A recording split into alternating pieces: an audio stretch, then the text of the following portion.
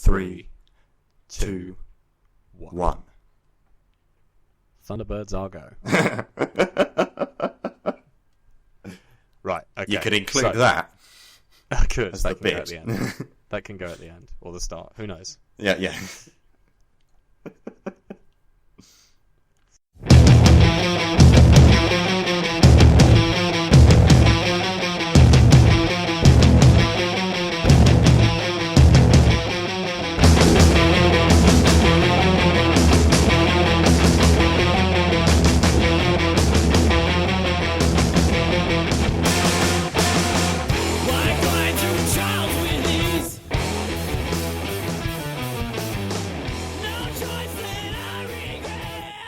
Hello, welcome to another episode of Revolutionary Despatches with me, Chris Wright.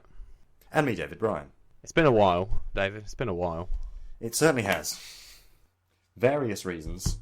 Yeah. I'm back off of the boat. It's currently Friday the 21st. 21st, so yes. It's a late recording anyway, and it's been about 2.5 weeks since we last spoke, so there's quite a lot to get through. And most of it happened so long ago that my memory is basically gone, and I can't remember who Theresa May is. Or she's the Home Secretary, isn't she? I think Shadow Elf. I don't know. I can't remember. The Shadow Elf. The Shadow Elf. We should call Prime Ministers that from now on. I mean, we could. Right. So the first point of order is, as we suspected last time, has come to pass that Vince Cable is the new Lib Dem leader. Yes. She's not a huge surprise given he was the only one running, but still, It counts as news. Our predictions came true. Yes, our incredibly easy to make prediction was in fact borne out by the evidence. So everything you heard last week, or potentially didn't, because the audio was a bit rubbish to start with. Apologies for that. But everything we said last week is now actually valid. So if you want to go back and have a listen, you shall be enlightened. Yes, it's been retrospectively rendered actually a little bit interesting. Yes. So if we dealt with that. It's not really a lot to say about that. But it's just, that's happened. We said it all last week, pretty much. We've kind of stolen the wind from our own sails, but never mind. This is just we were right. Yep. Oh, isn't that nice? Well, it's nicer than being wrong. Yes. And, I suppose it could have been Norman Lamb, so that would have made Alan very happy. That's very true. Potentially no one else on Earth. Does Adam like Norman Lamb? He is very much. Just like him better than Tim Farron. Very much a fan. Oh, fair enough. Right. The next thing, which again this happened some time ago now, but we haven't had a chance to speak about it, is the Tories are down an MP, which is very careless of them because they really need to keep hold of all the ones they've got. Yeah, they don't have them in plentiful supply anymore. Yeah. When you're shelling out 100 million per MP at the moment, that seems to be the going rate. Letting one slip down the back of the sofa is very careless. It's very careless indeed. But yes, Anne-Marie Morris, the MP for Newton Abbot in Devon, took the somewhat inadvisable step of using a racist slur beginning with the letter N, which you can work out for yourselves, at a public event. And there was a journalist present from the Huffington Post who was recording the conversation, and who obviously, spread it all over the internet because that's what journalists are for. So she's lost the Conservative whip. That means she's still an MP, but she's no longer technically a Conservative MP. She's still a member of the Conservative Party as well. That's true. An MP, and she is a Conservative, but she's not a Conservative MP. Well, that is an interesting point, because some might argue that they should have thrown her out of the party for an infraction of this kind. But I think she kind of saved herself because she very, very quickly apologised. So it was within about an hour. She sort of was very, very apologetic, which probably stopped her from having anything worse happen. But, I mean, in today's kind of hypersensitive media climate, you just can't get away with this kind of thing anymore. Which is all to the good, because I don't understand how you can possibly have just... who... First of all, the particular phrase she used is apparently an old saying, which I've never heard before in my life. Yeah. She used it very off the cuff. It wasn't about any person in particular. It was just... It was clearly just something that she thought people said, but I don't think people have said this since at least the 1890s. I've certainly never heard the phrase before. And perhaps it's different in Devon. Who thinks it's at all appropriate to use that kind of language anywhere, particularly especially when you're an elected official at a public event? Yeah, I mean, it's just, it boggles the mind. It is quite... Well, this goes to show just how much the way racism works is that it's not always, but very often it's latent, it's background. People don't even realise that they're being racist when they are. So if you take something that... Because she just thought this was normal. She wouldn't have thought of this as a very racist thing to say. Well, presumably. Until suddenly she realises... Yeah.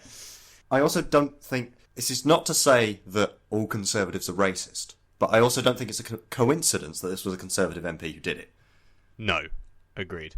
I mean, it's not that other parties don't have their own problems with race. I mean, Labour has... certainly. Particularly a problem, as we know, with anti-Semitism, but although nowhere near as significant as some people like to hype it up. But racism is kind of a fact of British life and pervades all the political parties. But you're definitely right that it isn't a coincidence. This was a Tory MP that said it. I think I would be a lot more surprised had it been Labour or Lib Dem or any other party really, other than UKIP. But I mean, even a Tory MP in 2017 to say something like this is A, horrific, and B, just incredible how careless you could be. Well, as recently as 1964, the Conservatives in a general election campaign, the one that brought Harold Wilson to power, distributed leaflets which had the words on them, if you want a N-word for a neighbour, vote Liberal or Labour. If you're already burdened with one, vote Tory. In 1964. So there's a certain amount of this is in the DNA of the Tory party as well. They've done an awful lot to improve on it over the decades, but you can't just expunge that kind of... And the whole society has this as well, that we have a racist past. It would be strange if we had completely gotten rid of it. And so... we can't treat ourselves as a post-racial society with too much sort of optimism and enthusiasm, because this kind of thing does still happen. Even if you are Vince Cable. Even if you're Vince Cable. Yeah. This also shows that, historically speaking, with humans you always get a certain amount of an in-group, out-group sort of dynamic going on. People like people who are like themselves and not like people who aren't as much like themselves. But you don't get proper, full-blown... racism, where you think that different races are genetically superior or inferior from each other spontaneously. People don't naturally come to that conclusion. It was invented by elites a few centuries ago in order to justify their colonializing power. So there's sometimes this stereotype that, you know, people who are relatively sort of economically privileged are less likely to be racist than working class people who are vulgar and whatever. But it's definitely not true, historically speaking. Racism comes from elites trying to justify their power. Yeah, and the attitudes towards people of non-white ethnic groups are very closely based on the attitudes of the upper classes towards the working class during the kind of 16th and 17th centuries. You can actually look and see the way that the language that was used to talk about working class people was mapped onto black people in order to justify African slavery. It then became mixed up with a whole kind of cultural supremacy argument, and there were religious aspects to it as well, although obviously a lot of religious people were anti-slavery, but there were a lot that were pro it as well and used God to justify it. But initially, biological racism, at any rate, in the form we know it today, grew out of prejudices held by the upper classes towards the working class. You know, you get people called dirty and things like that. That all comes from the way that the privileged elites perceived the toiling masses below them, and also particularly from the way English people treat the Irish. Actually, that's of one of the... People talk a lot about Smain and the Reconquista and the interaction between Muslims and Christians and Jews in the Iberian Peninsula, and that's definitely part of the history of racism, but also the way the English treated the Irish, going back to the original Anglo-Norman conquests. That was then mapped very directly onto the way that white Europeans treated black Africans and others, and also Native Americans as well. Particularly in the Anglosphere. Particularly in the Anglosphere, yeah. Which now includes most of North America. Indeed. There's kind of a link there between, in the early 20th century, when America was getting lots of immigration from Europe, particularly Germans and Irish and Italians and whatever. The word white, meaning a white person, was used to refer to Americans and intentionally to exclude Europeans, including Irish and Italian and whatever people. If you said white, that implicitly didn't include those groups. So it shows how race is, to an extent, a constructed thing. It's not actually a fact of people's biology that humanity comes in certain definable types. White is more of a status than a genetic fact. And you can see that today in the way that, in America in particular, people from Latin America aren't perceived as white, even though they are largely descended from European populations, also some Native American as well. But the fact that Hispanic even exists as a kind of category is precisely a function of that othering process, which takes place to make people who actually are basically the same as us, but elites want to try and make them feel and seem different so that they can more easily exploit the working classes of both populations and prevent any kind of social mobility. Yeah, it's a feature of American ideology at the moment that if you're Mexican, then you're not white, but if you're Spanish, you are white. Which is completely bonkers. Yeah. It was in the Haitian constitution, because when Haiti rebelled against the French Empire and it declared itself an independent whatever, and they had this... There had been slave revolts before that, but they'd all been focused around the idea of we want to go back to reconnect with our roots in Africa and whatever.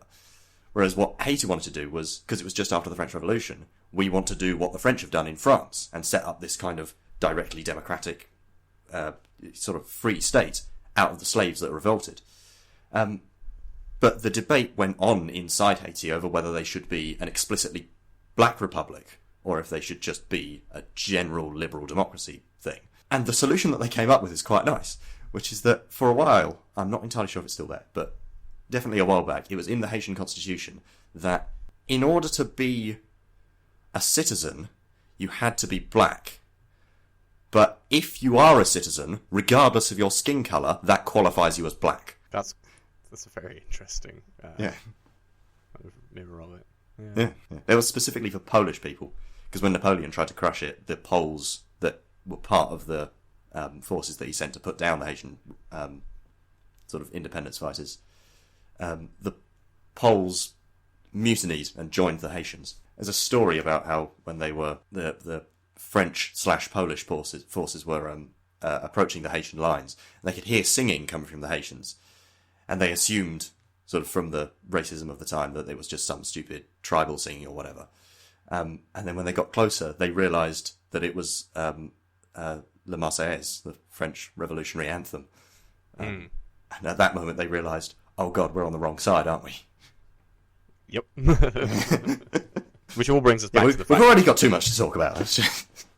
Yeah, exactly. We desperately need to create additional things to go on our massive list of topics. Yeah, so in summary then, the Tories are down an MP because one of them said something which belongs, in the 1600s, if anywhere at all. And the Tories have responded quickly and decisively against it to disavow it, and well done them, but it's worth remembering that they only do that now because they've been forced to by anti-racism campaigners over the last several decades. And that we do still have a very, very significant problem with race, whatever Vince Cable thinks. Oh, that's the reference you were making earlier. Yeah. I thought you were just bringing up Vince Cable for no reason. No. I wasn't just slacking off Vince Cable, genuinely. That's fine. It was a callback to the last episode. See, that's how long ago it's been. Neither of us can remember what we actually said.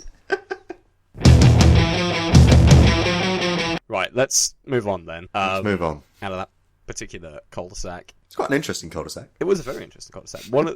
Another one of the interesting things which has occurred since we last spoke is Theresa May appears to have done a complete 180, and from calling a general election in order to get a majority by which she wouldn't have to listen to Parliament, she's changed her tune quite significantly. She's now calling on the opposition parties to pitch in and help run the country, because basically she's realised she can't bloody do it on her own. So she said, "At this critical time in our history, we can either be timid or we can be bold.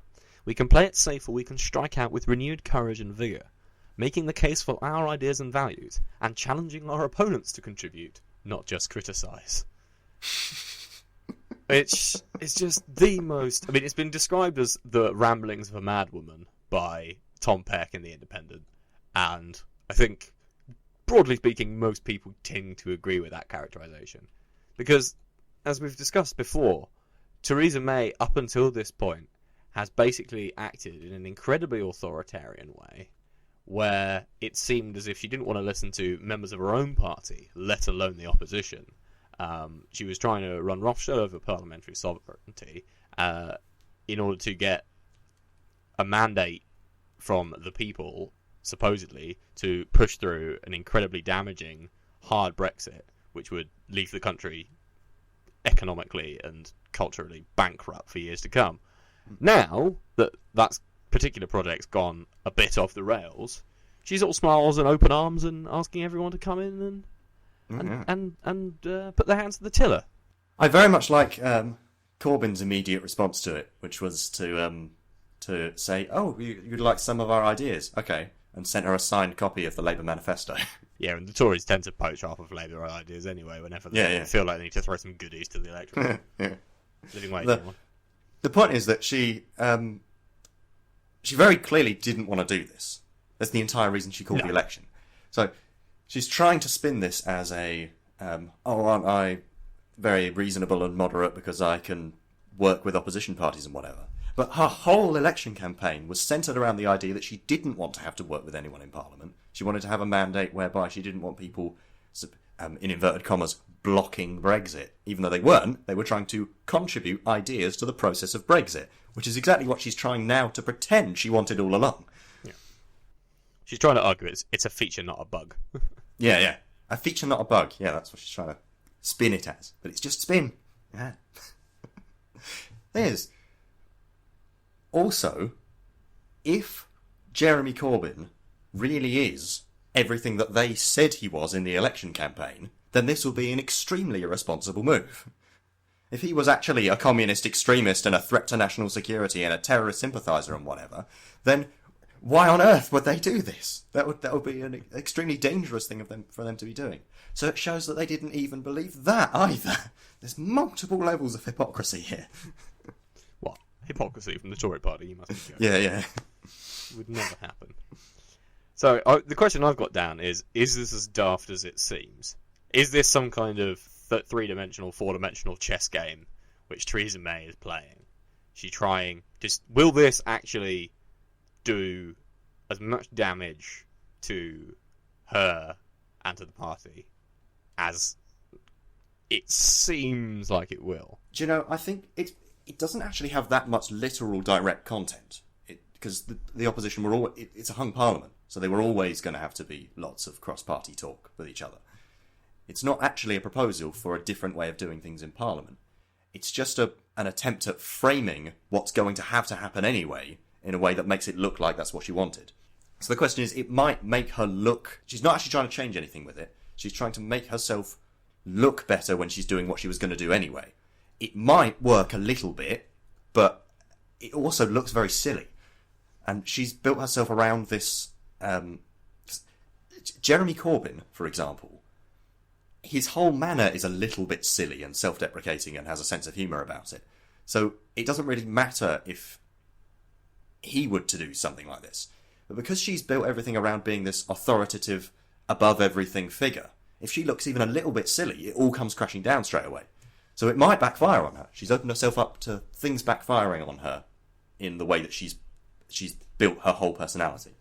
I definitely think it will. I don't think you can have the kind of strict headmistress vibe which she seems to be cultivating, and then go out and say, "Oh, by the way, we would like all the pupils to stop running around the playground and tell us how to run the maths class." I mean, it's just it doesn't fit with her entire model of running things thus far. I think it's actually not a bad idea to have a bit of cross-party input on Brexit. I don't think Labour will want to go for it in any kind of formalised way, because I think that would just tie them to the inevitable catastrophe, which might also be part of what she was trying to aim for. I don't know. That's true. But I just think I just can't. It's another thing. I just can't believe she said it, and I can't believe she didn't think through what she was saying before she opened her mouth. And I think it is going to not going to do her any favours. Although, to be fair, the polls have slightly narrowed in the week or so since she said it. So maybe I'm wrong. Maybe it did work. But I don't know. That's a fluctuation of maybe 1 or 2 points. I think it's easy to read too much into that. Yeah. This is, to be fair, this is what they do all the time when they something goes wrong and you try to retrospectively sort of rewrite history and make it seem like it's what you wanted all along. But it's the thick of it episode, isn't it? Where they say, "Oh, he didn't say that," and then, he did say it. Well, you're not there. Well, you're not paying attention. And you're like, it's exactly what she did with Brexit as well, because she was Remain, and now that it's expedient to be Brexit, she's turned around and said, "Oh yeah, I'm Mrs. Brexit. I do Brexit means Brexit, hard Brexit, whatever." She was very careful during the campaign, though, not to be too Remain. Yeah. It's exactly what they did with what we were just talking about previously with the racism thing, is that they are now all very anti-racist and whatever, but only now that they've been forced to be. But I don't think people will fall for it. People ain't daft. I hope not. Okay, so the age at which people can claim the state pension is set to rise to 68. Previously, it was supposed to rise to 68 in 2044, but now it will be phased in between 2037 and 2039. That means that people currently between the ages of 39 and 47 will have to retire later than they previously would have in order to claim the state pension. That's basically what this is. So the reasoning that they put forward, almost always with this, is that we have a higher life expectancy than we used to, and it's still going up. So if having a state pension is to be sustainable, we're going to have to raise it and keep raising it until life expectancy stops going up. Now, the problem with this is that life expectancy since, for example, the 80s hasn't really gone up that much. A few years or so. And considering that back then the retirement age was 60, so they've raised it now 8 years, even though life expectancy has gone up, 3 years or so? And in that time, the economy has grown significantly per person. So we're a lot richer. So surely that should be absorbing quite a lot of this increased cost of pensions as well. The reason why that's not happened is because while our economy has grown, it's also been restructured, and it's far more unequal than it used to be. So the increased productivity, instead of going into making sure that we can still have proper state pensions even with an ageing population, it's gone into having ballooning inequality instead. And that's what no one mentions on the BBC or whatever, is that it's higher life expectancy, but maybe we should cut other areas instead of raising the minimum wage. And the answer is no, the entire conversation is false. It's to do with the fact that we've got ballooning inequality, and so to deal with that, they're just having to cut all welfare provisions. On the one hand, you can see why it makes political sense to do this, because the state pension is, I think, the single largest financial outlay that the government has behind the NHS. It's the vast majority of the welfare bill. Much, much bigger than tax credits or unemployment or housing benefit, anything of that sort. And we do have an ageing population, and we are really, really struggling to support the current pension rate. So the only two ways to solve that are, as you say, either we sort out the problem of inequality and the fact that whilst the economy's grown, the amount of money being paid into the pot for pensions and national insurance hasn't, because of the fact that a small number of people have got the vast majority of the wealth and managed to screw it away in tax havens mostly. Or we increase the working age population, which can only really be done over the odds through mass immigration. Now, kind of what the Blair government tried to do was the second option, to encourage when Poland and other parts of Eastern Europe opened up for immigration through the EU. Blair tried to encourage them to come over in order to, because we had a booming economy, to take the jobs that we had, in order to try and support the state pension age, not having to rise too much. Worked, didn't it? It didn't work particularly well. Ah. It worked all right. But of course the Tories don't have that option. So they have to push it up. The problem is that a couple of people, the TUC General Secretary Francis O'Grady, has said that the problem with pushing the state pension age to 68 is that in lots of places outside the country, people's healthy life expectancy, so that's the period of time before chronic health problems start to set in, which cause significant reductions to people's quality of life and, crucially, to their ability to work a full-time job. In large parts of the country, that happens before the age of 68. So pushing the state pension age to above that limit means that people are going to be having to work when they can't. Now, either that means they're going to have to then go, instead of going on to the state pension, they'll have to go on to disability benefits, or, much more likely, given the draconian regime that disability benefits are currently under, with Atos and companies like that, who basically will make you crawl into work on your one remaining limb. That means that the only option people are going to have is to work longer into their late 60s, in many cases with illnesses which make it very difficult and very painful to do so. So, I can see what you mean. There is a direct, immediate economic reason why they have to do this to make things, to make ends meet, to make sure that everything still functions properly. But I suppose that's the fundamental issue here, that the way we have, at the broadest level, structured our whole economy is such that you can't even provide people with a state pension before they become impossible to, certainly to enjoy a retirement, let alone work. So the only way to avoid it would be to completely restructure your economy, make it far less unequal and whatever.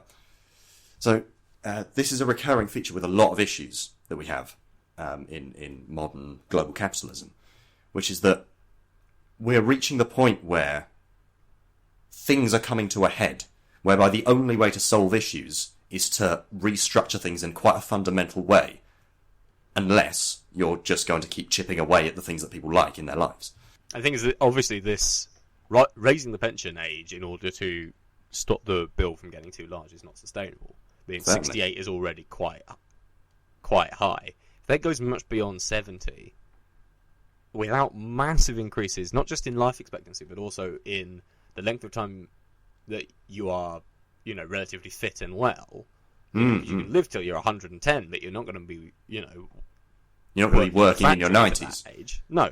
So if it starts to creep up much beyond 70, which at the current rate it's going to have to do probably by the end, or certainly I think by the end of this century, probably around the 2050 mark, if it keeps creeping up at the current rate, people simply aren't going to be able to work that long.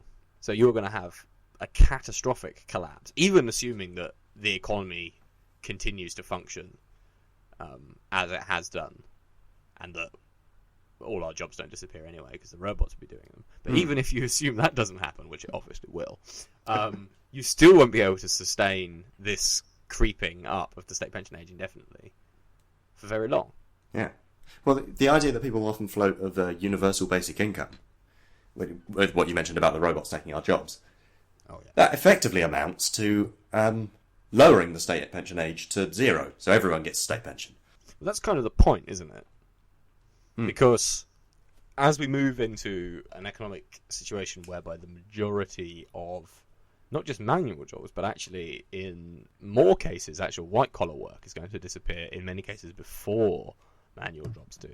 Things like accounting and the law is already becoming largely done by algorithms, or at least kind of like the basic level research and stuff is being done by algorithms. Obviously, barristers still have to be human for now. Yeah. But so as low-level white-collar work is easier to automate than skilled labour. Yeah, exactly. So what we're going to see over the next sort of 30, 40 years is a massive decrease in the amount of white-collar work and sort of lower middle-class professional work that's available, in parallel with basically the falling out of much of the retail sector, which sort of employs a lot of people in kind of more precarious jobs, and also transport. Between those two, particularly in Britain, that is a huge section of the workforce. Yeah, I mean that's really in Germany they still make cars. Here, it's retail and services and things like that. Exactly, retail, services, transport are all going to be gone. All we'll have left is construction, and we aren't building any houses. So, given all of that, I mean, the universal basic income surely is the only option. So this is going back to the theme, but the recurring theme in a lot of things that we see these days is that people ask for something very, very reasonable and moderate and whatever. Another example would be healthcare in America. Bernie Sanders asking for universal healthcare. I think if Canada has it and all the European countries have it and basically why can't we have it as well? And, why can't we have a state pension age that's not just extremely high and higher than some people's effective life expectancy? These things are all quite reasonable demands, but they can't be granted without a very radical change in policy direction. That means that we're going to hit a crisis of some kind very, very soon, or a radical change of policy direction. I mean, the 2008 financial crash and the global fallout from that should have been the wake-up call which got people to think about these kinds of issues. But for whatever reason, despite the efforts of groups like Occupy and organisations of that nature, it has taken sort of nearly 10 years in this country for these kinds of ideas to percolate through into the mainstream. I mean, now that Jeremy Corbyn and John McDonnell are in position at the top of the Labour Party, ideas like universal basic income are starting to be thrown around a bit more. I mean, the Green Party have been talking about it for a lot longer, and it's happening in Sweden and a couple of other places. But by and large, this is a concept which has only really got into sort of the general zeitgeist in the last couple of years. 2008 was when the previous order fell apart, but the thing to replace it hasn't shown itself. No. So we had a similar situation in the 70s where the previous order kind of fell apart, the thing that we had in the 40s, 50s, 60s, and then slightly into the 70s started to fall apart worldwide. But very, very quickly, take for example in Britain, two alternatives that were quite clear alternatives for things to replace it presented themselves quite quickly. The alternative economic strategy of Tony Benn and Thatcherism. Now, Thatcherism is the one that won, which was not the good one, but it was a thing that would set the scene for the following era, which presented itself within about a small number of years from the crises of the late 70s, and was then implemented.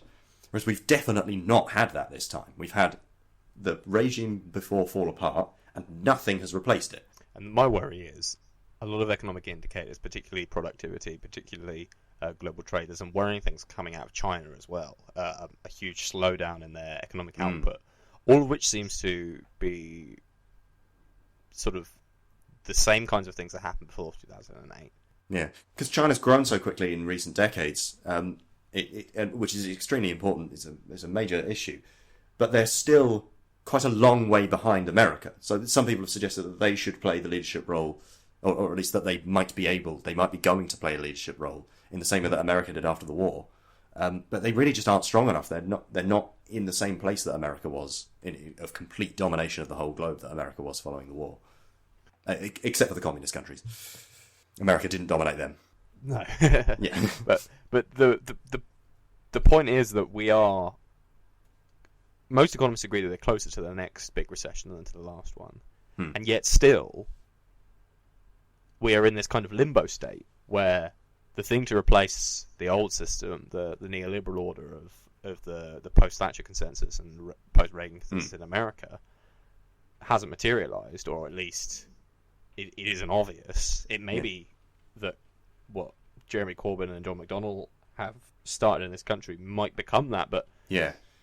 how much time have they got? Yeah. Because if we're closer to the last recession, to the next recession than the last recession, they might only have a few years. Yeah. And if we don't get something in place quickly, it's going to get very, very hard for a lot of people very quick.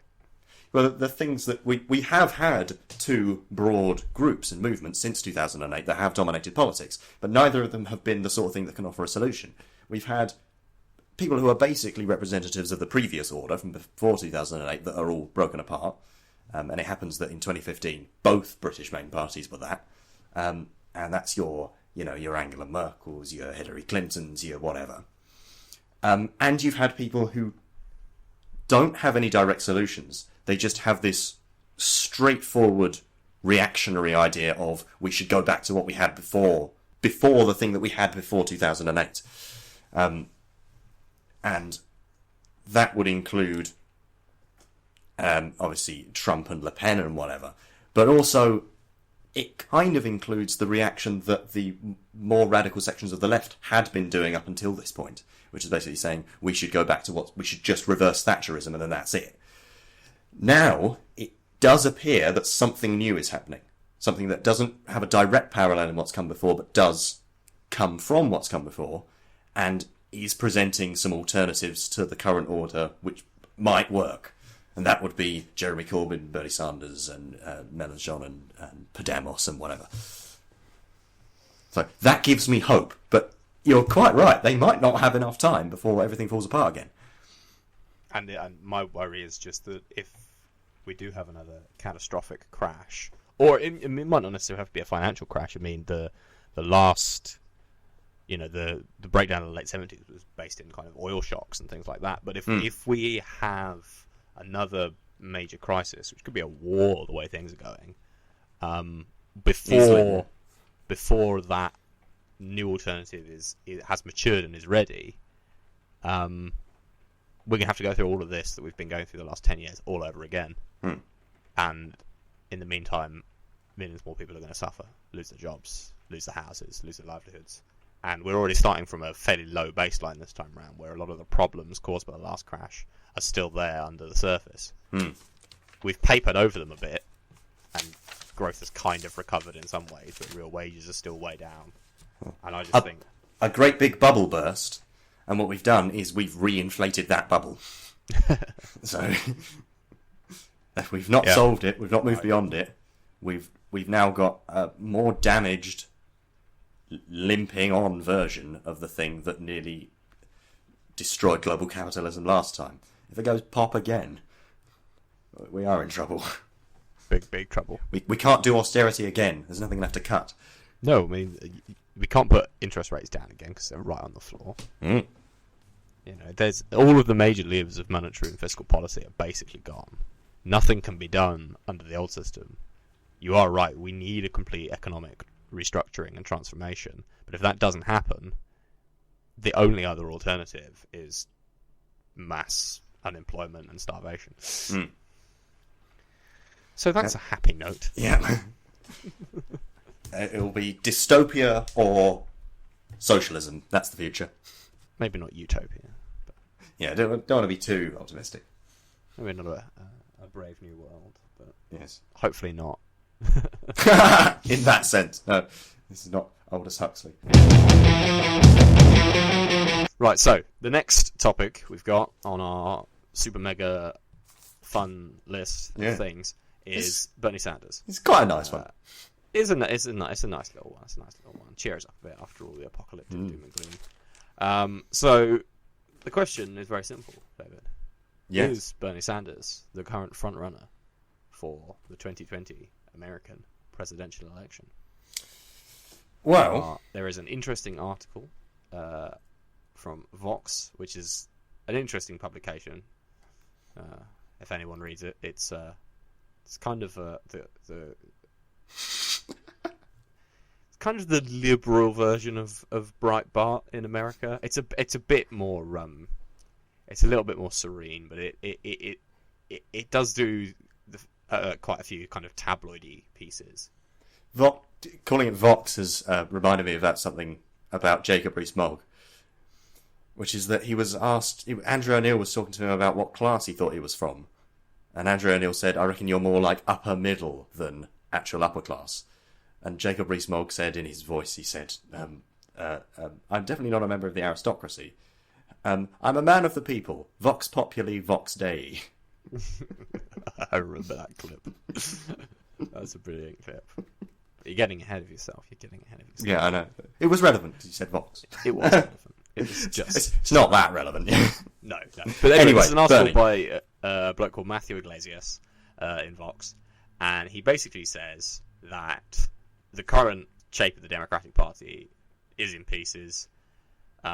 Clinton is clearly discredited as a candidate. Her entire ideology, which is, as we were talking about earlier, the kind of old order, the neoliberal order, is also discredited.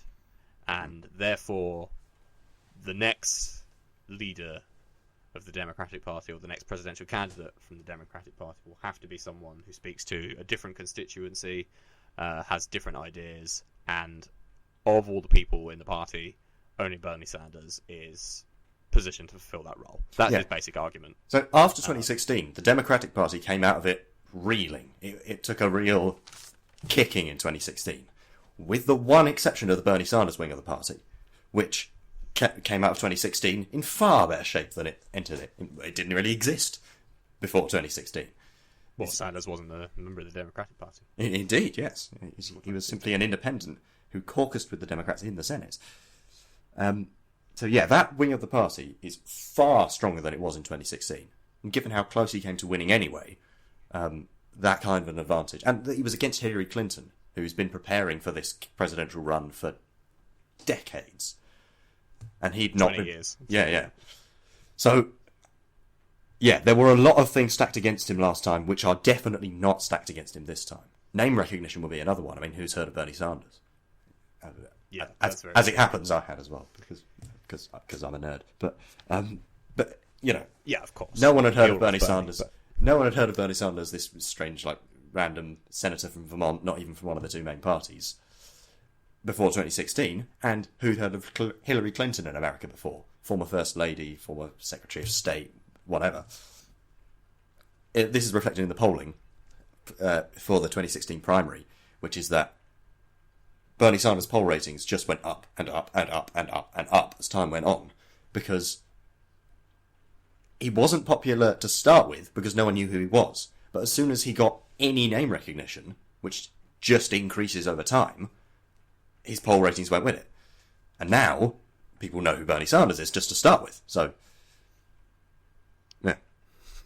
Yeah. I definitely agree with the first part of Yglesias' analysis, that Clinton's discredited. She can't run again, or if she does, she'll just be pushed aside. I don't even know if she necessarily wants to run again, but even if she does, I don't think she can. I also agree, of course, that I believe neoliberalism has been discredited as a force that the Democratic Party should use as its kind of central ideological plank. But then I've believed that for some time. I'm not 100% convinced that enough of the Democratic Party itself believes neoliberalism is discredited. Well, the so corporate America, that corporate class, it's. I was about to say that they've given up on the Republicans. They haven't actually, because they've managed to a very great extent, co-opt the Trump presidency. And not that it was particularly independent of corporations to start with, but still, I can see why they'd be more comfortable with a Democrat than anyone else particularly. So the huge amount of power and backing that corporate America can throw behind a candidate would likely go to a Hillary Clinton mould of Democrat, and probably not to Bernie Sanders. So he would still face a very powerful constituency that would be thoroughly against him in a primary. But he did that last time. He did that last time and he came very close to winning. So that's not a change factor. That's not something that will make him less likely to win. That was there last time and it will be there this time. He also faces a slightly larger problem, which is with ethnic minorities, particularly black people. But this has been talked up a bit. So it's well known that Hillary Clinton did better among African Americans than Sanders did. That's not up for debate. By quite a margin as well. by a fair margin. But the thing, and of course, they're a significant segment of the Democratic constituency. So, really, if you want to win the primaries, you need to try and win African American voters. But particularly in Democratic primaries, there is something sort of under the hood a little bit, which is that that's only true of older voters. If you look at black voters under 40, they increasingly sided with Sanders, particularly young men, but also young women. If you go below, I think about 30, 32, something like that. So this is a problem which will become less and less of a problem over time, as more and more younger people sort of get the vote, and obviously, not wishing to put too fine a point on it, but older people stop having the vote. Now, African Americans tend to be very left in their economic opinions anyway, even in comparison to the general American public, which is far to the left of their political class. Yeah, that's very true. But yeah, that doesn't translate into the way they vote always. No, and Clinton, for some strange reason, has quite a lot of popularity left over from the Bill Clinton presidency, even though she said some rather horrible things about black people at the time. But and Bill Clinton did some quite unpleasant things to black people as well.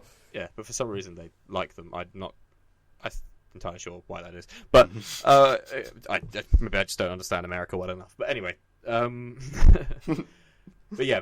definitely younger people, regardless of their ethnicity, support Sanders over Clinton in a very similar way to how Corbyn was able to win large numbers of younger people in this country. So the hope is that over time the popularity of his kind of wing of the Democrats is only going to go up. Yeah, that's something about this generation, because young people are always more left-wing than older generations in every generation.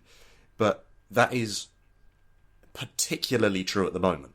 Young people now are more left-wing than young people normally are. So there's that works in his favour. Another slight point against him is his age, because he's getting on a bit, bless him. And by the time 2020 runs around, I think he's going to be, he'll be 78, which would make him the oldest person to secure a nomination if he did so. I'm not sure how much of a problem that is. He's quite...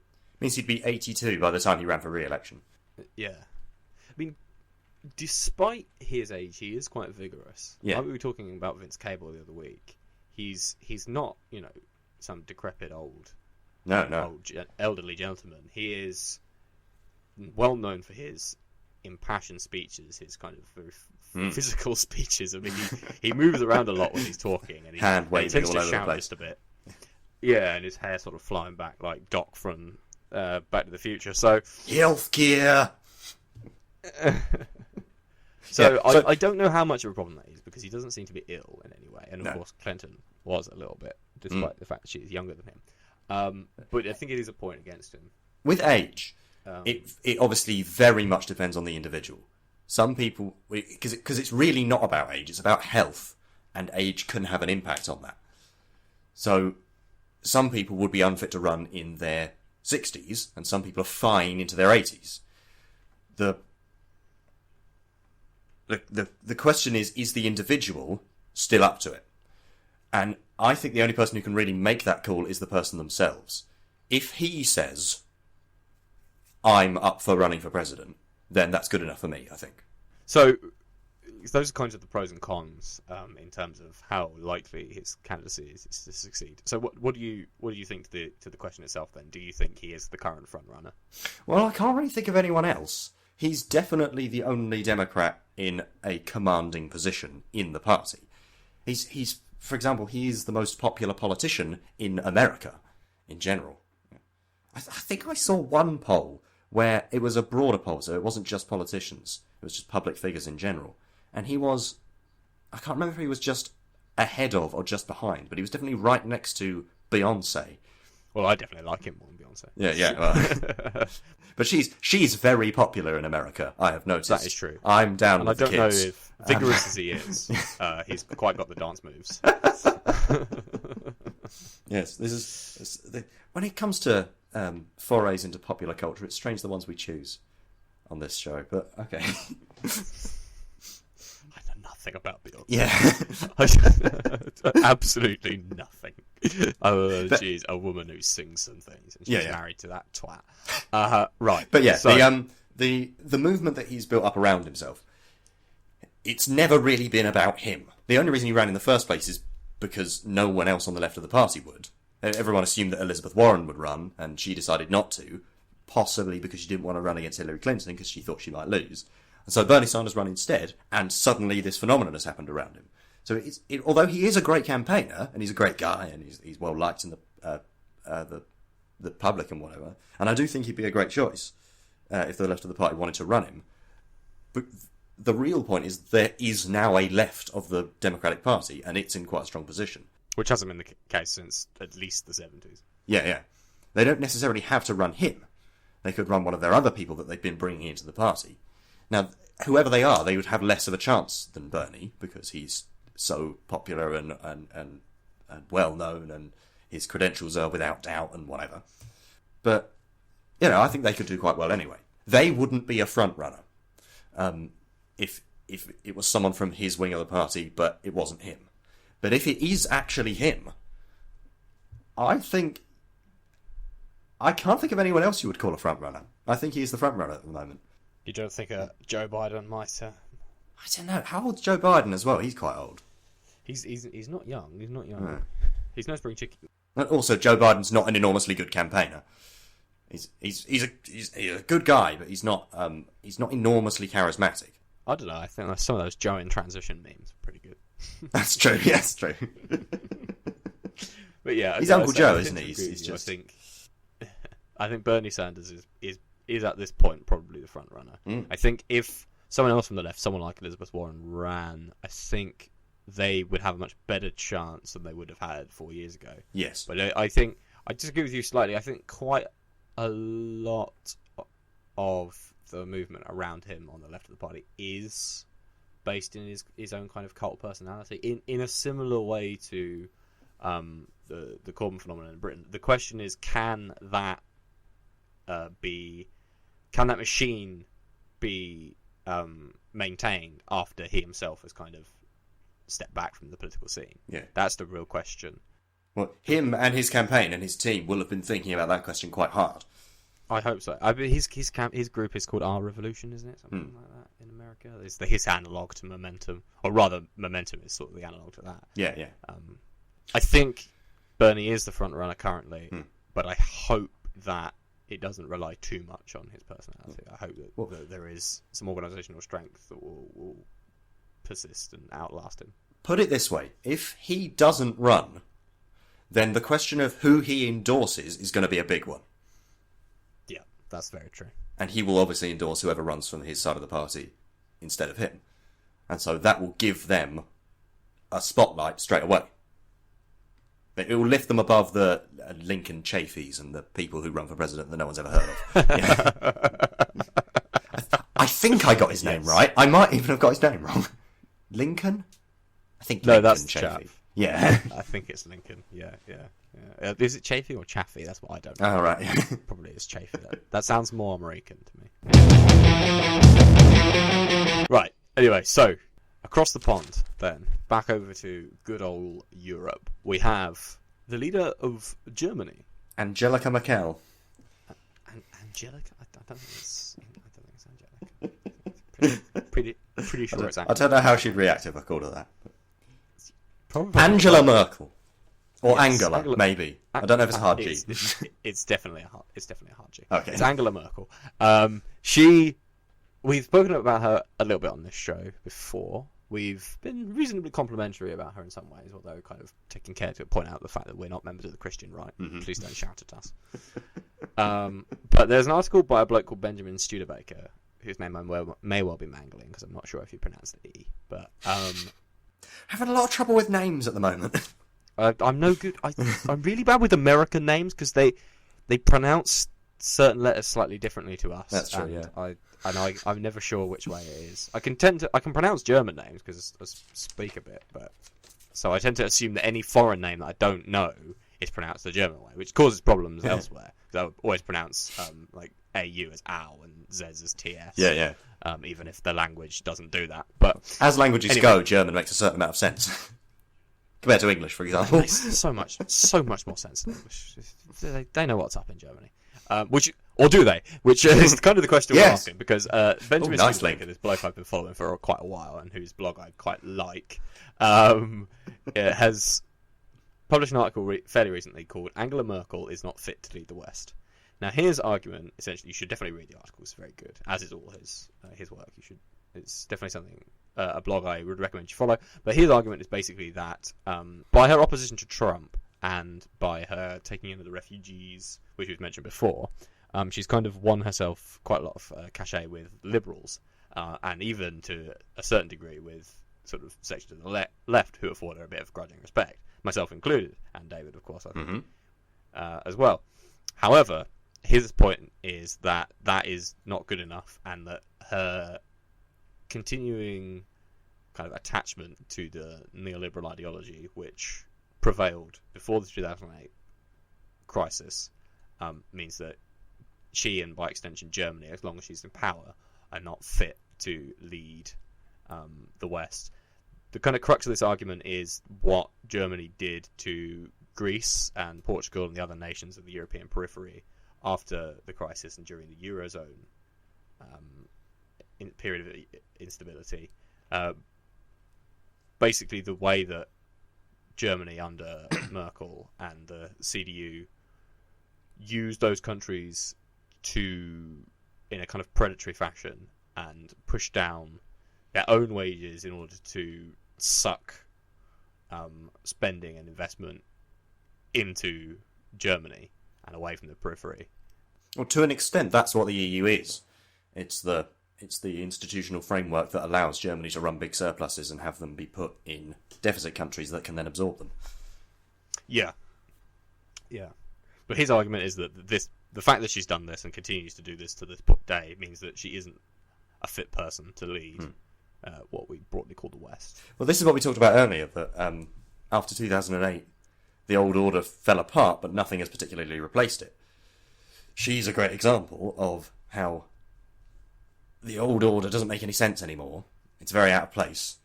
She's just an old-fashioned sort of technocratic, post-political, neoliberal, mid-2000s type. But because nothing has replaced it, even after 2008, they've just sort of continued limping on. But the question is, isn't that exactly the kind of leader that you would expect from the West? I mean, she is the kind of the archetypal survivor, though, because in her case, it's not just the ideology that survived long after it probably should have gone yawning into the void, but also she herself has survived quite impressively for a long time, and she's kind of kept her country above the waterline in a way that most of the countries in Western Europe and North America have at least dipped below at points. So it's worth at this juncture mentioning that in Britain, our debt to GDP ratio in 2008 rose by less than it did in Germany. So whenever anyone says that Labour mismanaged the crisis, even if people accept that Labour didn't cause the crisis, they still often say, but they mismanaged it anyway and they borrowed more than they should have. We borrowed less than Germany. Well, actually, I mean, Gordon Brown wasn't perfect, but his managing of the crisis was actually starting to cause to result in a recovery. Just before the 2010 election, when, of course, Cameron came in, the markets got shocked, he started cutting, and then it went back down again. Yep. We were actually just starting to... We'd gone past the trough until Cameron came in. But yeah, so that's a bit of a side point. But so, do you agree with his analysis, David? To an extent. I think Angela Merkel, particularly with her treatment of refugees, and the fact that she doesn't go off on rants about Muslims or whatever, has gotten her a certain amount of slack when she's standing up next to people like Trump or Le Pen or whatever. So, for a lefty liberal sort of section of society that doesn't really have, or at least hasn't had very much to hope for or praise, it's sort of saw in her something that wasn't properly there. It had to believe in something So it latched onto something that was actually not the champion of liberalism that it wanted. But it didn't have anything else. So, especially with her treatment of the refugees, that quite effectively, possibly skillfully, depending on whether she did it deliberately, made everyone forget about how she treated Greece, because she did it in the same year.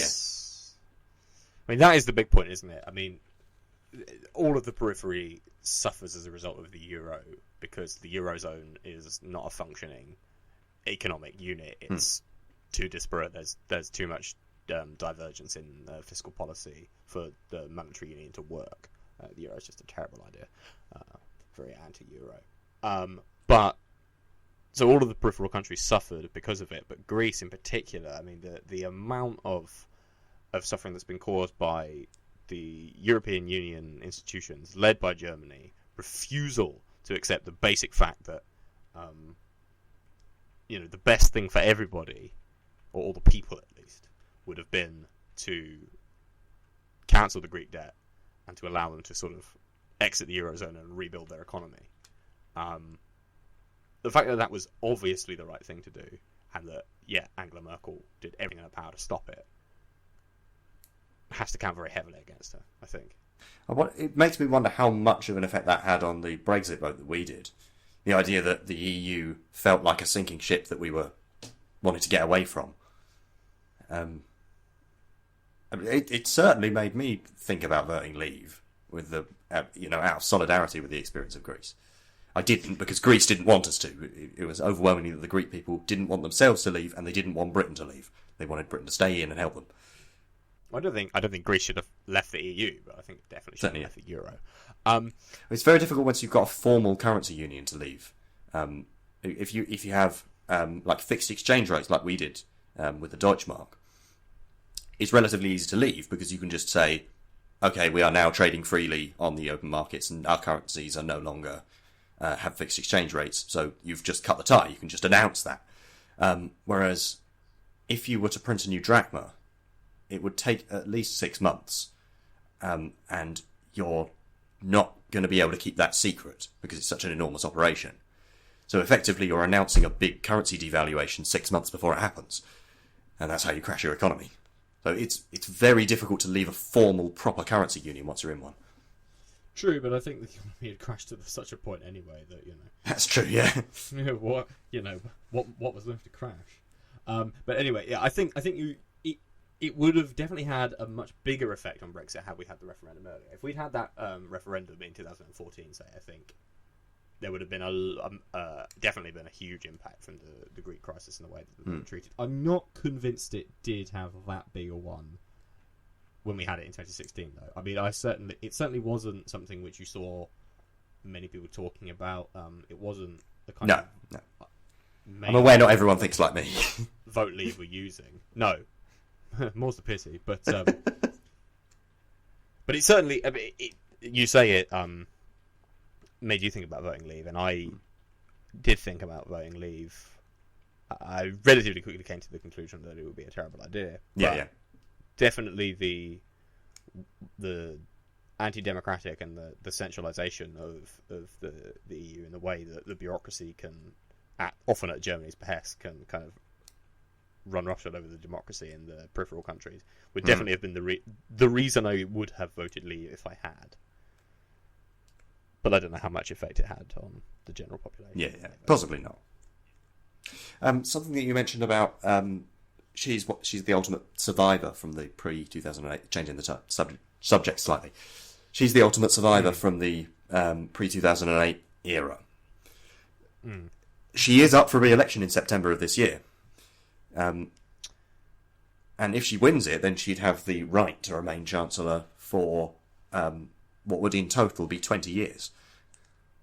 Would it be that long, really? I think so. She became Chancellor in 2005, I think. Crikey. That's Putin-esque in terms of length of tenure. I think Putin is the only person to have of the G20 countries to have been in power longer, isn't he? Yeah.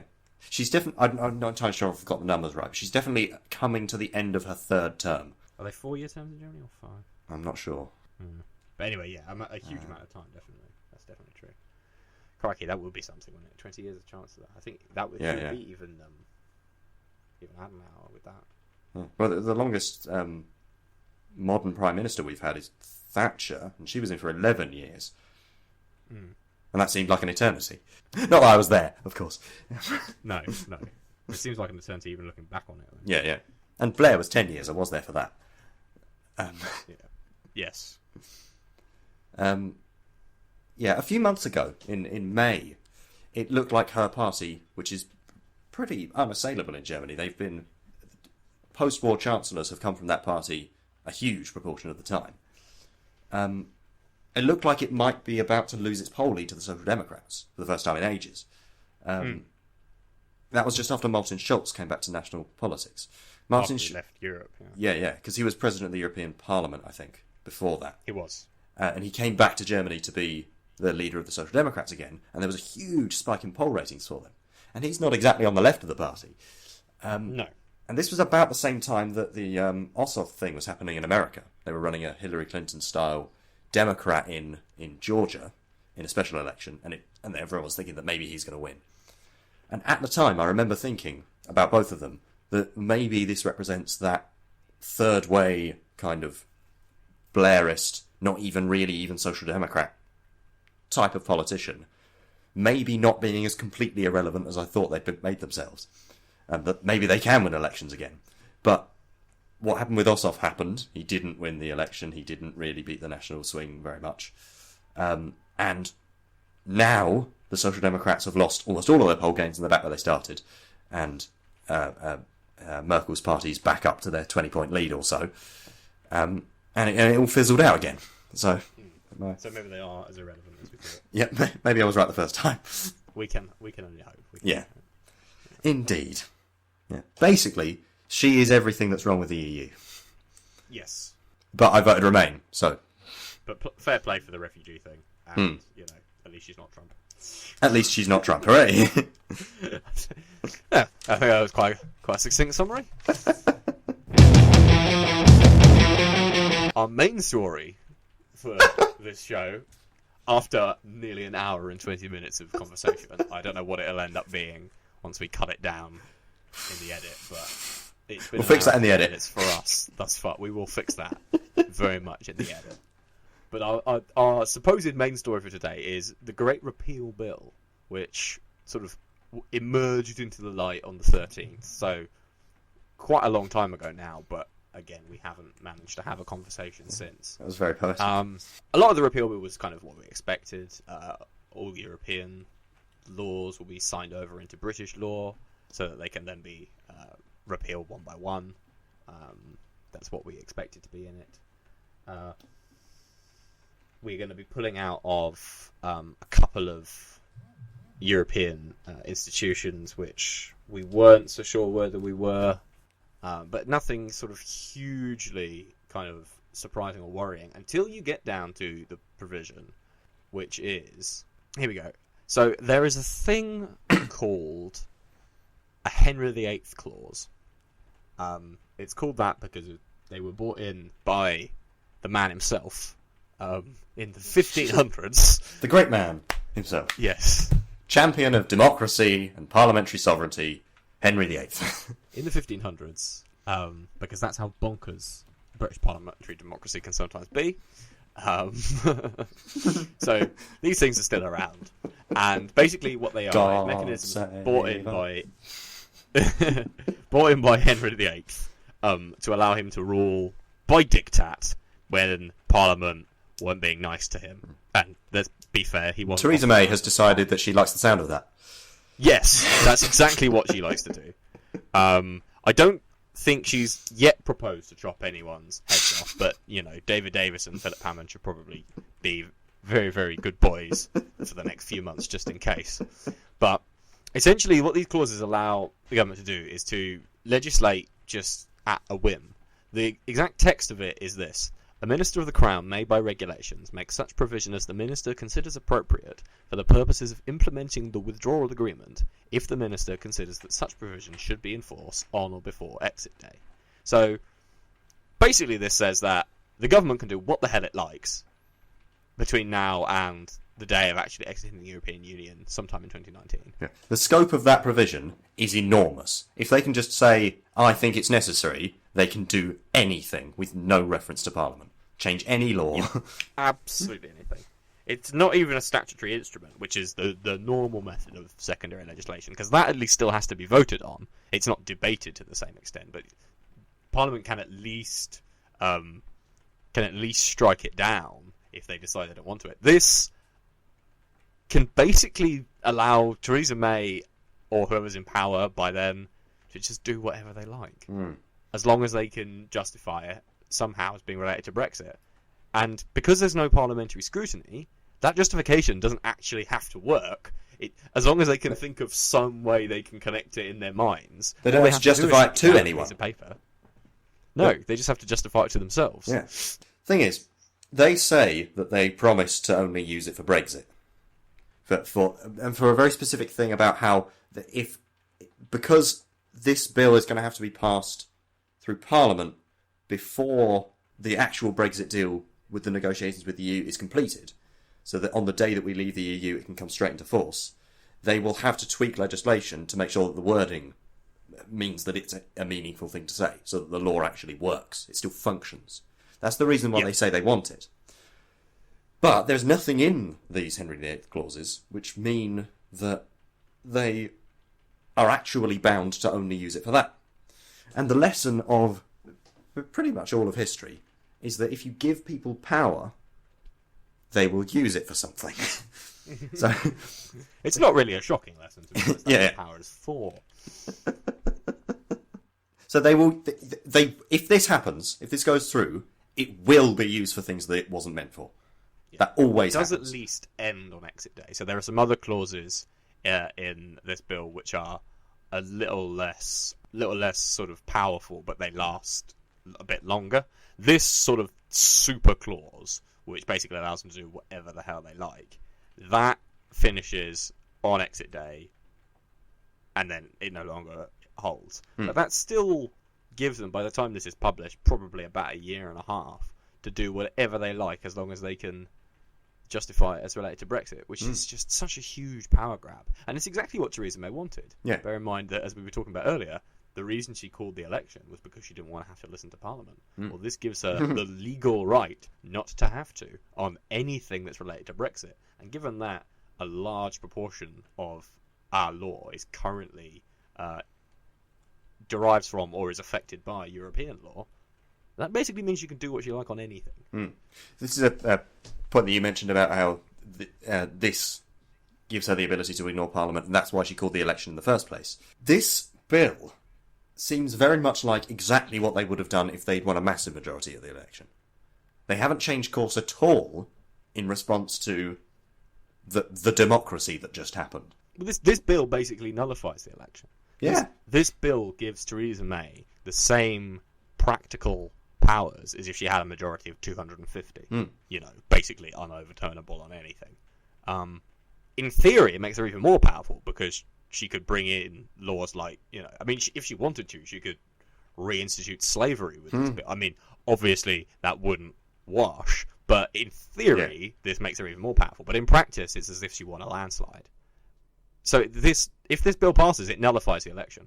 If she tries to use these clauses for too much, then Parliament can kick up an almighty stink about it. In practice, there is a limit somewhere where there would be practical problems. Yeah, they could kick the government out. And I'm sure that you would have Tories rebelling on that to a certain extent. But even if they kick out this government and there's another election, if the Tories get back in, they can carry on doing what they like. Yeah, that's true. But I've just had a thought that the DUP won't like this because they're not in the government at all. Their only influence here, and they're supposed to be sort of have this arrangement with the Conservatives, but only in Parliament. The DUP influence over the Conservatives and the government that they've managed to get through this deal only comes about through things that go through Parliament, because they don't have any ministers, they don't have any direct influence over the government. So if things aren't going through Parliament at all, then Yeah, but they've got that coordination committee, haven't they? That's true, actually. That's what Very that's just occurred to me that might be a way that they can exert actually, if anything, more influence in these extra parliamentary measures. Because if they've got this coordination committee and we don't know what's being said in it, that's a way that the DUP can get their fingers into ministers' decision making. And if it never has to be put before the House, then there's no chance for the opposition parties to overturn it. Yeah, very good point. Or even challenge it. This is just really scary stuff. This is really, really scary stuff. Theresa May at it again. But this is a dictatorship. That's what this means. They can rule by a diktat. That's what dictatorship means. This is very Bashir al-Assad style democracy. I was going to say Mussolini, but yeah. This is incredibly, incredibly dangerous. And there's not been that much talk about it. I mean, there'll be some links in the show notes. There's an article on politics.co.uk, which is where we're getting the kind of specific information from. And there's some more general stuff in the BBC and the Guardian and the New Statesman and elsewhere. So it has got some coverage, but you know, it's only been sort of 8 days since this came out, and already it's kind of died down. Whereas really, there should be people marching in the streets over this. I mean, when the bill actually comes to the House, it might kick back up again. I hope it does, because obviously this is just the text of the bill has been released. It hasn't actually been voted on yet. So when this goes before the House of Commons, this provision might be stripped out. Yes. But who knows? It does seem that the opposition parties are very unhappy about it. Rightly so. Because it cuts them completely out of the process. Yeah. So it will be a major target for them in the progress of the bill through Parliament. And hopefully there'll be a few Tory rebels who agree with, the idea of parliamentary sovereignty, who might be able to. Given how small their majority is, even with the DUP, there really doesn't have to be many Tories. And pretty much every opposition party will be voting against that kind of a thing. They will be on board with the idea that you don't want these Henry VIII clauses. Yeah. Or at least this particular very wide-ranging one. I can see why you might need some of them, so that the actual justification, you need the law to make sense when it actually comes into force on Brexit Day.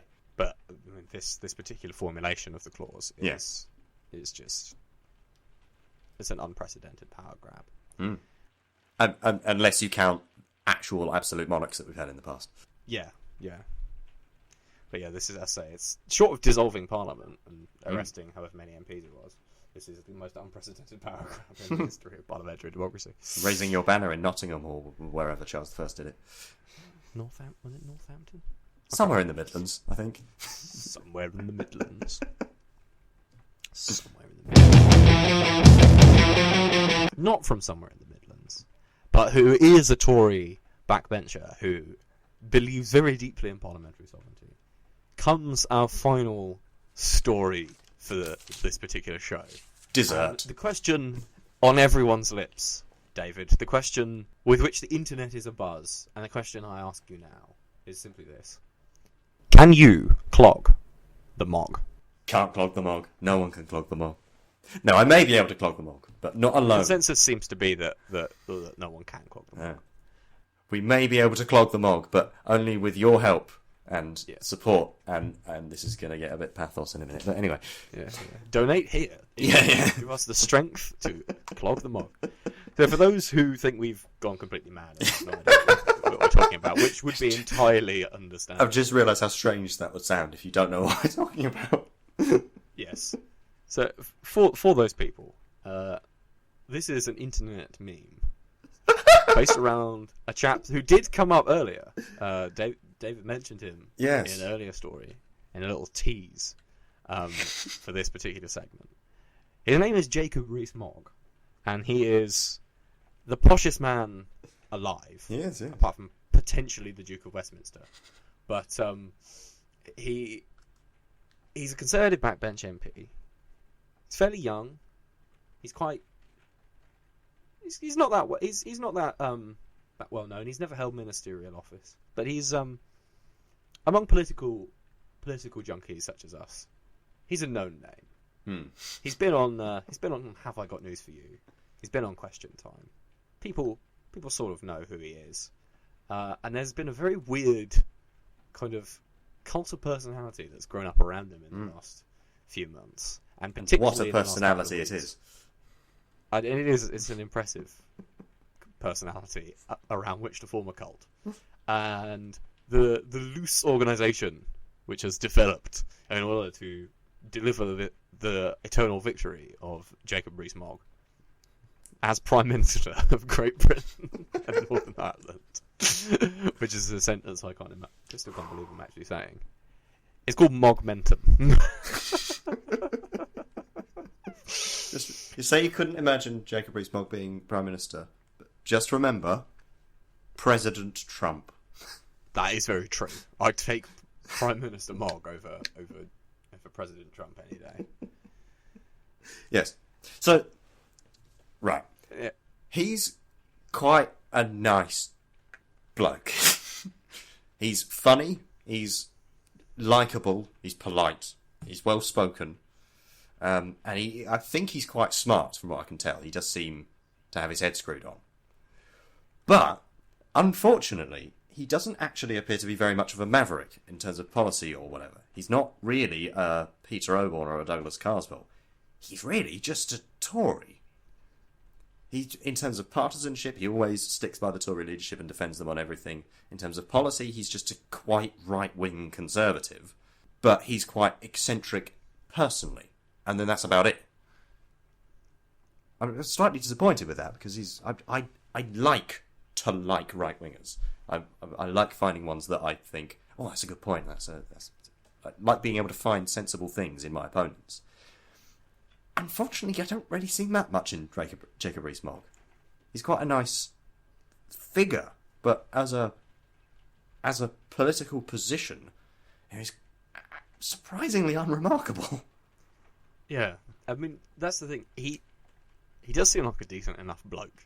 He is, as you say, incredibly polite. He doesn't go in for smear campaigns and ad hominems and all this kind of thing that a lot of politicians do. He's very well mannered.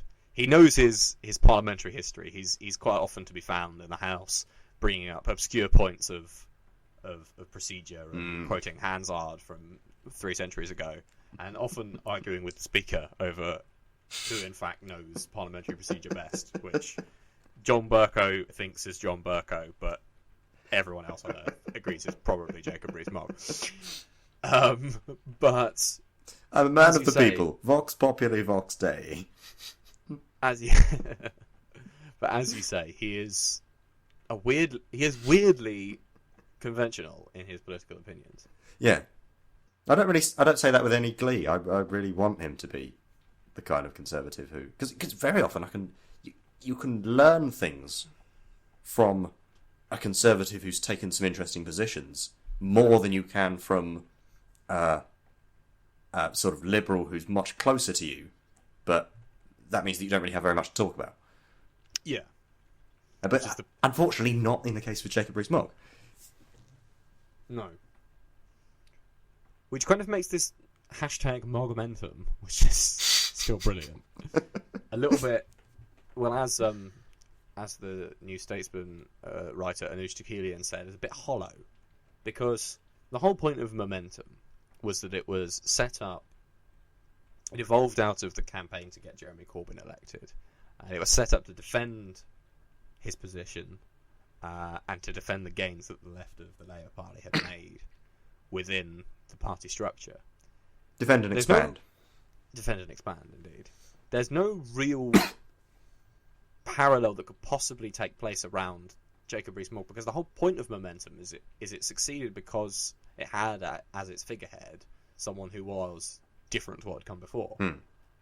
And in all ways other than his presentation, Jacob Rees-Mogg isn't particularly. There's no raison d'etre to it. It's just... No. So it's an internet fandom, if you like. But I don't know how much genuine chance there is that it could develop into an actual political movement. And I think that he doesn't have any baggage within the party. He doesn't really have enemies in the parliamentary party very much. And he does come across quite well. And he's a straight down the line Conservative with a slightly more Brexity right-wing lean to him, which is the way the party as a whole is going. So that's kind of what the Conservatives will be looking for in a normal leadership candidate. So he might still run, I think, and he might have a chance at the leadership as sort of an outsider, you know, one of the long odds candidates, but relatively conventional. But I don't think there's much mileage in him running as an anti-establishment figure or a maverick who wants to change the party, or a different kind of Conservative or something like that. You actually think he may run when the inevitable contest to replace Theresa May occurs? I doubt it, but he could, and I think he'd make a reasonable stab at it. Given how little proper headline talent the Conservatives have these days, and considering how much of an sentence, and considering how much of an outsider Theresa May was to become Prime Minister, she was maybe fourth or fifth in the running or so. See, I always thought, pretty much from the moment Cameron resigned, I thought it would be May. Really? Well, you're very prescient then. I thought Osborne, no, because he's been discredited by the failure of the Cameron project. I thought Boris Johnson, the country would vote for him, but I never thought he'd make it through to the final two, because I thought the party would just stab him in the back, which is eventually what happened. I didn't think it'd be Michael Gove that would do it. Mind, that was a bit of a surprise. And then I thought, well, if those two are out of the way, then what's left but Theresa May? I actually thought she would make an alright Prime Minister. I thought she would probably be better than Cameron. Yeah, so did I. She has surprised me with how rubbish she has been. Yeah. I actually sort of believed the strong and stable myth a bit until she actually got into power, at which point it became rapidly clear that wasn't the case. But yeah, no, I always thought it'd be May. Fair enough. She's quite close to Cameron as well, though. So wouldn't she be tainted in the same way that George Osborne was? She was there for a long time, but I never saw her as ideologically close. That's true, yeah. I always sort of viewed her as a bit more of a hardliner. I didn't have the kind of liberal gloss that Cameron put on things, which I suppose fits in well with the post-Brexit Conservative Party. Yeah, and she's definitely gone on to demonstrate that since she's been in power. Even though she's changed from Remain to Leave, she's been a lot more enthusiastic about Leave now that she is it than she was when she was Remain. So part of me thinks that maybe it's not that she's now Brexit, but it's only for political expediency. Perhaps it was that she was Remain before entirely out of political expediency, but she's always been a bit sympathetic to Brexit, and now that she's leading a party that's going to have to do it anyway, she's just gone all out for it.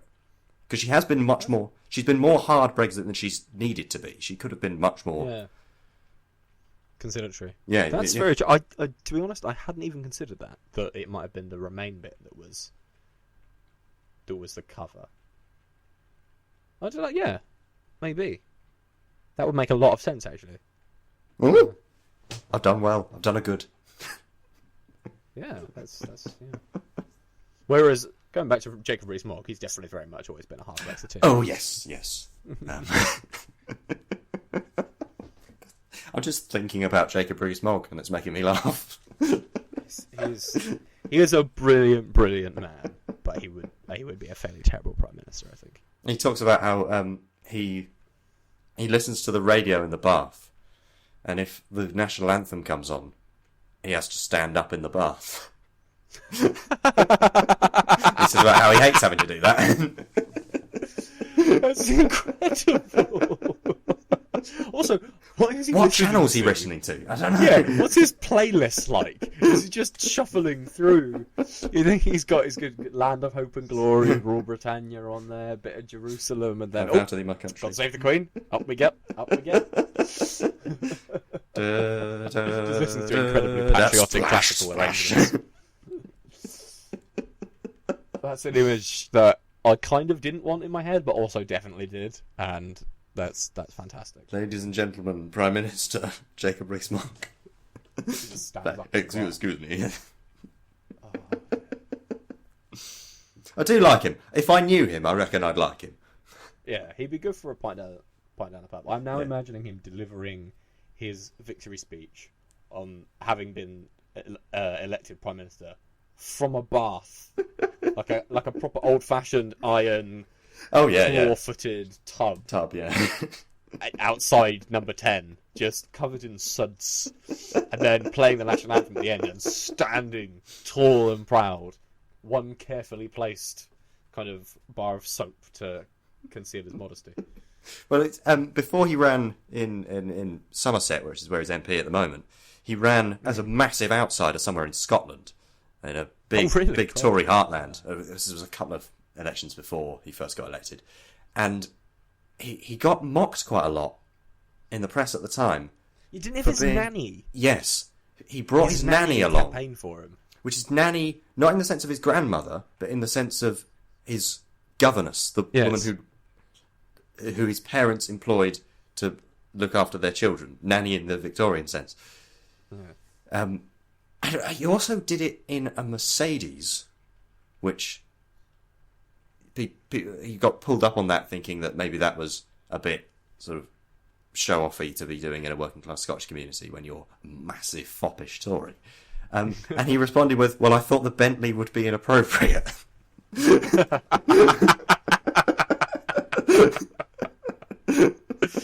Oh, what a man. See, the more we talk, the more I'm warming to the idea of Rees-Mogg. I know, it's really difficult not to like him. Not for long, just like a couple of months. I mean, the Tories are going to be out of the next election anyway, and Theresa May, looks like she's going to be in this for a bit longer. So why doesn't she just hold on and then stand down 2 months before the 2020 general election, just before the campaign starts, and then Jacob Rees-Mogg can be Prime Minister for 2 months? That's what I was going to say, is that next time we change Prime Minister, how about the outgoing Prime Minister and the incoming Prime Minister just agree that they'll have a gap between them of a couple of days where Jacob Rees-Mogg gets to be Prime Minister? Just so we can say he's been the Prime Minister. If there's one thing that we can get the two great contesting political ideologies of our time to agree on, it's that Jacob Rees-Mogg should be Prime Minister for 48 hours. And no longer. Absolutely not. And with that, I think that's us for the evening. Yes, that was quite a good beat to... It was very good. So, with 1 hour and 45 minutes of audio to edit down to something resembling an episode, we leave you, ladies and gentlemen, with this. You've been listening to Revolutionary Dispatches. Thank you, comrades, for your time and attention. Viva la Revolution.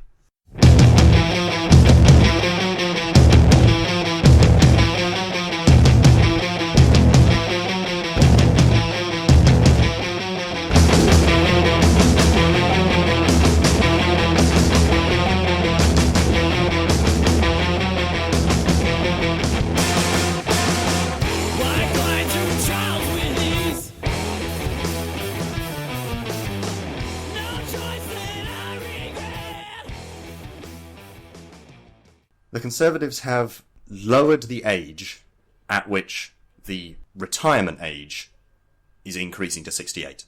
So people who are under a certain age... Hold on, I've got that wrong. There's like 3 or so different ages here. No, there's 4. There's 2, and there's 2 different situations. It's quite difficult to get them all straight. They have raised the age at which they're making things bad for people. Yes. That's a very good summary. Yeah. That's a very good summary. So I can't remember what the ages are. Sometime in the mid-30s to sometime in people's mid-40s.